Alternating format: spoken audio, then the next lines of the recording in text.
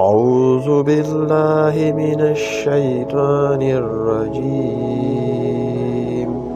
بسم الله الرحمن الرحيم السلام علیکم ورحمۃ اللہ وبرکاتہ۔ ایک حضرت یونس علیہ السلام کی پوری کہانی، پریچے اور نبوت پیغمبری۔ حضرت یونس علیہ السلام اللہ تعالیٰ کے بزرگ نبی تھے۔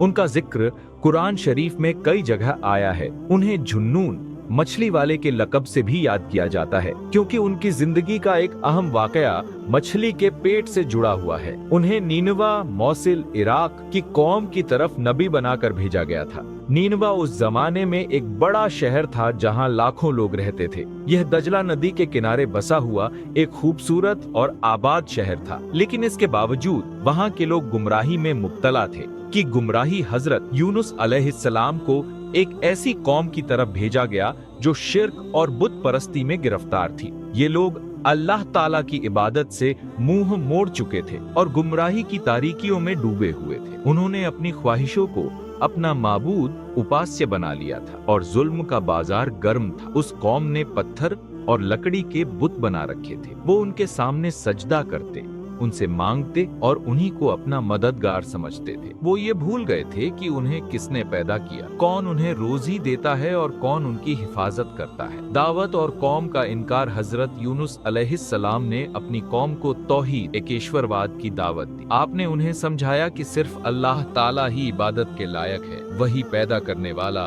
روزی دینے والا اور زندگی اور موت کا مالک ہے۔ آپ نے انہیں بتوں کی پوجا سے روکا اور اچھے اعمال کی طرف بلایا۔ حضرت یونس علیہ السلام نے برسوں تک اپنی قوم کو سمجھایا۔ آپ نے دن رات محنت کی، انہیں نرمی سے سمجھایا، سختی سے ڈرایا، جنت کی بشارت دی اور جہنم کے عذاب سے ڈرایا، لیکن قوم نے آپ کی بات نہیں مانی۔ وہ آپ کا مذاق اڑاتے، آپ کو جھٹلاتے اور آپ کی مخالفت کرتے رہے۔ کچھ لوگوں نے تو حضرت یونس علیہ السلام کو جادوگر اور جھوٹا کہنا شروع کر دیا۔ انہوں نے کہا کہ یہ ہمیں ہمارے باپ دادا کے دین سے ہٹانا چاہتے ہیں۔ قوم کی اس بے رخی اور ضد سے حضرت یونس علیہ السلام کو بہت تکلیف ہوئی۔ عذاب کی خبر جب قوم نے بالکل بھی توبہ نہیں کی اور اپنی گمراہی پر قائم رہے تو اللہ تعالیٰ نے حضرت یونس علیہ السلام کو حکم دیا کہ اپنی قوم کو عذاب کی خبر دے دے۔ حضرت یونس علیہ السلام نے قوم کو آگاہ کیا کہ اگر تم نے توبہ نہیں کی تو 3 دن بعد تم پر سخت عذاب آئے گا۔ آپ نے صاف صاف بتا دیا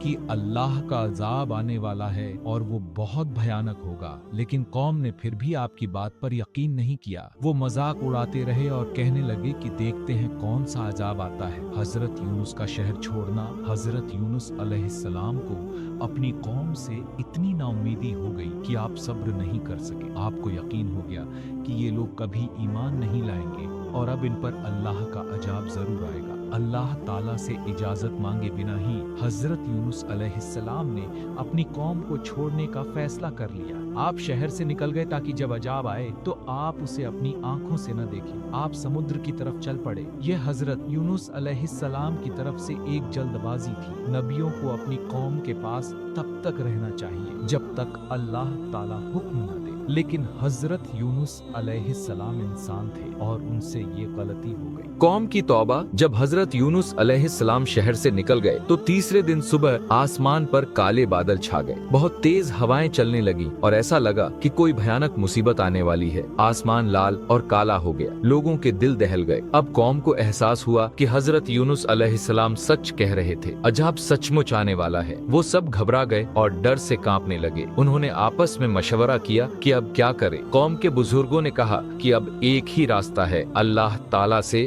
معافی مانگنی ہوگی۔ سبھی لوگ اپنے گھروں سے نکل آئے، بچے، بوڑھے، جوان، عورتیں، مرد، سب شہر سے باہر میدان میں جمع ہو گئے، یہاں تک کہ انہوں نے اپنے جانوروں کو بھی ساتھ لے لیا۔ وہاں سب نے مل کر اللہ تعالیٰ سے معافی مانگی۔ وہ رونے لگے، گڑ گڑانے لگے اور اللہ سے دعا کرنے لگے۔ انہوں نے اپنے گناہوں کا اقرار کیا اور سچے دل سے توبہ کی۔ انہوں نے وعدہ کیا کہ اب وہ صرف اللہ کی عبادت کریں گے اور بتوں کو چھوڑ دیں گے۔ اللہ تعالیٰ بہت مہربان मेहरबान और रहम करने वाला है। जब उसने देखा कि कौम ने सच्चे दिल से तौबा कर ली है तो उसने उनकी तौबा कबूल कर ली और अजाब को टाल दिया। काले बादल छंट गए और आसमान साफ हो गया। पूरी कौम अल्लाह का शुक्र अदा करने लगी। कश्ती का सफर। इधर हजरत यूनुस अलैहिस्सलाम समुद्र के किनारे पहुंच गए। वहां एक कश्ती नाव खड़ी थी जो सफर पर जाने वाली थी। आप उस कश्ती में सवार हो गए। कश्ती समुद्र में चलने लगी। कुछ देर बाद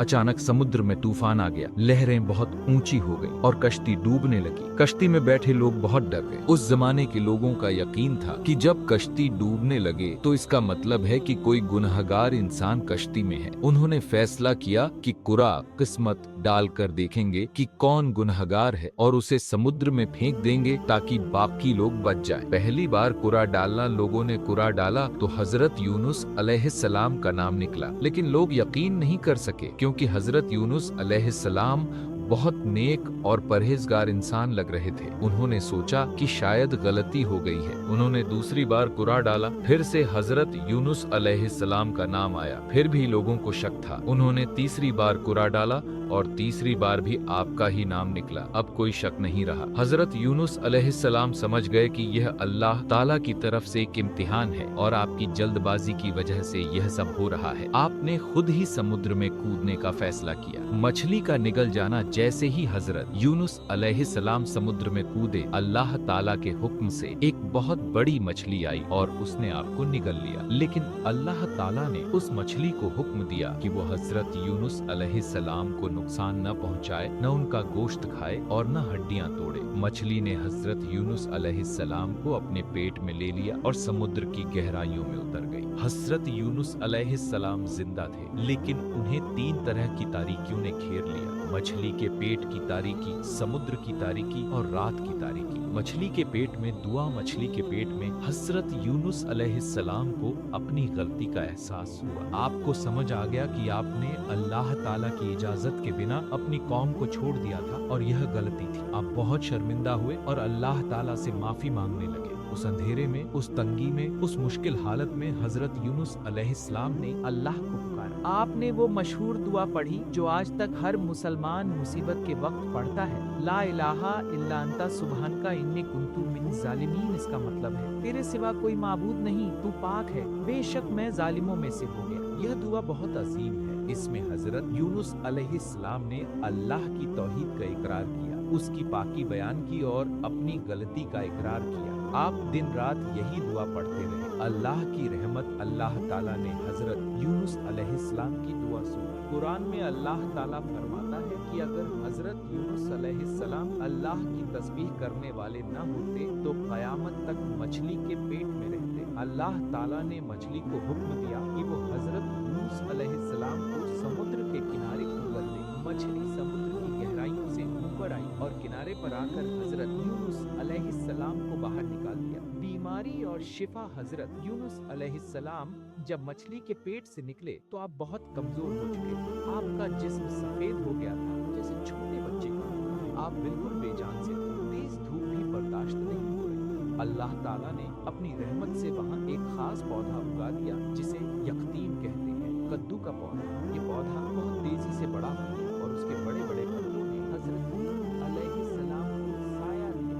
इस पौधे के फल भी फायदेमंद थे जिनसे आपको ताकत मिली। धीरे धीरे हजरत यूनुस अलैहिस्सलाम की सेहत बेहतर होने लगी। आप फिर से तंदुरुस्त हो गए। अल्लाह ताला ने आपको माफ कर दिया और आपकी दुआ कबूल कर। वापसी और कौम का ईमान। जब हजरत यूनुस अलैहिस्सलाम तंदुरुस्त हो गए तो अल्लाह ताला ने आपको दोबारा अपनी कौम की तरफ भेजा। जब आप नीनवा वापस पहुंचे तो हैरान रह गए। वहां का मंजर बिल्कुल बदल चुका था। जिस कौम ने पहले आपकी बात नहीं मानी थी, अब वो सब मोमिन ईमानदार बन चुके थे। उन्होंने सच्चे दिल से तौबा कर ली थी और अल्लाह की इबादत करने लगे थे। उन्होंने अपने बुतों को तोड़ दिया था और नेक काम करने लगे थे। हजरत यूनुस अलैहिस्सलाम बहुत खुश हुए। आप समझ गए कि अल्लाह ताला ने आपकी कौम को हिदायत दे दी है। आपने उन्हें और ज्यादा दीन सिखाया और वो सब अच्छे मुसलमान बन गए। कुरान में अल्लाह ताला फरमाता है कि हजरत यूनुस अलैहिस्सलाम की कौम 1 लाख या उससे भी ज्यादा थी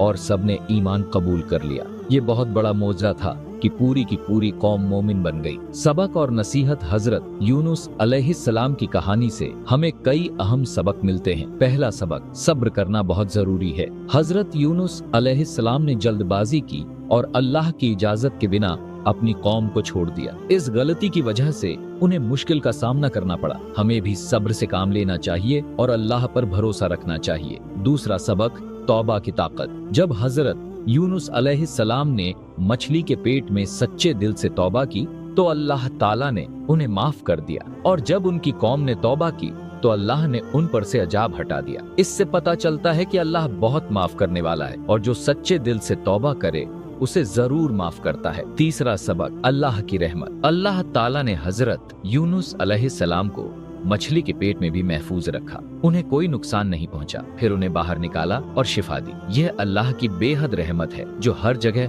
और हर हाल में अपने बंदों के साथ है। चौथा सबक, दुआ की अहमियत। हजरत यूनुस अलैहिस्सलाम ने मुसीबत में दुआ मांगी और अल्लाह ने उनकी दुआ कबूल फरमाई। रसूलुल्लाह सल्लल्लाहु अलैहि वसल्लम ने फरमाया कि जो शख्स भी मुसीबत में हजरत यूनुस अलैहिस्सलाम वाली दुआ पढ़े, अल्लाह उसकी मुसीबत दूर फरमा देता है। पांचवा सबक, उम्मीद न छोड़े। हजरत यूनुस अलैहिस्सलाम को लगा कि उनकी कौम कभी ईमान नहीं लाएगी, लेकिन अल्लाह ताला ने उन सबको हिदायत दे दी। इसलिए हमें कभी नाउम्मीद नहीं होना चाहिए। अल्लाह की रहमत हर चीज पर हावी है। कुरान में जिक्र। हजरत यूनुस अलैहिस्सलाम का जिक्र कुरान मजीद में कई सूरतों में आया है। सूरह अल-अंबिया, सूरह अस-साफ़ात, सूरह अल-कलम और सूरह यूनुस में आपका तफसीली जिक्र है। अल्लाह ताला फरमाता है, और याद करो जुन्नून यूनुस को जब वो गुस्से में चले गए और समझे कि हम उन पर तंगी नहीं करेंगे, फिर तारीकियों में पुकारा कि तेरे सिवा कोई माबूद नहीं, तू पाक है, बेशक मैं जालिमों में से हो गया। तो हमने उनकी दुआ कबूल की और उन्हें गम से निजात दी, और ऐसे ही हम मोमिनों को नजात देते हैं। सूरह अल-अंबिया, खातिमा, समापन। हजरत यूनुस अलैहिस्सलाम की कहानी ईमान, तौबा और अल्लाह की रहमत का बेहतरीन नमूना है। आपकी जिंदगी हमें सिखाती है कि इंसान से गलती हो सकती है, लेकिन अहम बात यह है कि हम अपनी गलती का एहसास करें और सच्चे दिल से अल्लाह से माफी मांगे। हजरत यूनुस अलैहिस्सलाम एक मोहब्बत करने वाले नबी थे जो अपनी कौम की हिदायत चाहते थे। जब उनकी कौम ने तौबा की तो वो बहुत खुश हुए। आज भी हर मुसलमान मुसीबत के वक्त आपकी दुआ पढ़ता है और अल्लाह से मदद मांगता है।